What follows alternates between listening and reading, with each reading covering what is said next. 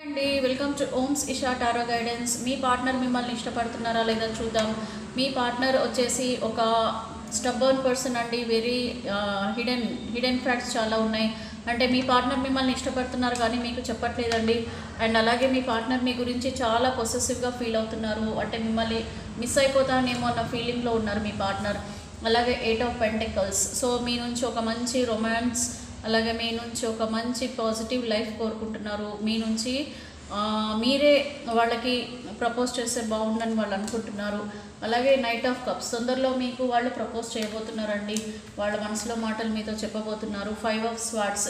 కొద్దిగా మీ వల్ల చాలా బాధపడుతున్నారండి. ఎందుకంటే మనసులో బాధపడుతున్నారు. ఎందుకంటే మీ నుంచి ఎలాంటి రిప్లై వస్తుందా, మీరు ఒప్పుకుంటారా లేదా, వాళ్ళ ప్రపోజల్ని మీరు ఓకే చేస్తారా లేదని అనుకుంటున్నారు. అలాగే ఫైనల్గా మీకు ఒక జడ్జిమెంట్ అనేది అయితే దొరికిందండి. తప్పకుండా మీ